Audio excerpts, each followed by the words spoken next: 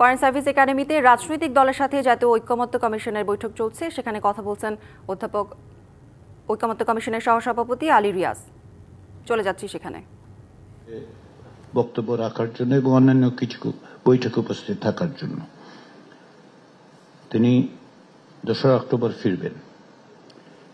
আমরা এই প্রক্রিয়াটির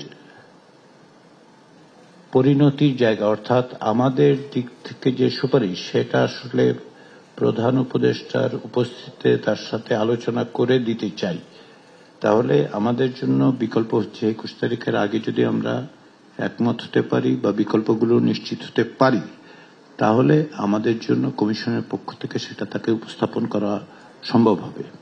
অন্যথায় আমাদেরকে কিছুটা সময় নিতে হবে, যেহেতু তিনি উপস্থিত থাকবেন না। কারণ তিনি এই কমিশনের প্রধান উপদেষ্টা, প্রধান নির্বাহী, তো তার কাছে আমাদের আসলে আমাদের পরামর্শ দেওয়া দরকার।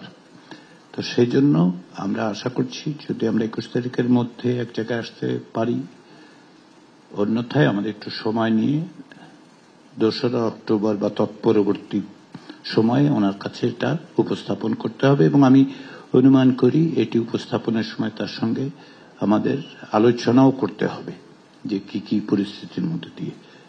যদিও প্রধান উপদেষ্টা প্রায় নিয়মিতভাবেই এই কমিশনের অগ্রগতি সম্পর্কে অবহিত হয়েছেন, আমরা তাকে অবহিত করেছি এবং তিনি নিজে অন্যান্য মাধ্যমগুলো, বিশেষ করে টেলিভিশনে এটা যাওয়ার কারণে উনি দেখেন এবং যতদূর সম্ভব কাজের ব্যস্ততার মধ্যেও তিনি এটা অত্যন্ত গুরুত্ব দিয়ে তিনি অনুসরণ করেছেন। তারপরেও আমরা আশা করি যে আমরা যত দ্রুত সম্ভব একটা পরিণতির জায়গায় যাব এবং সেটা তাকে আমরা অবহিত করব এবং আমাদের পক্ষ থেকে সরকারের কাছে সুপারিশটা দিতে পারব।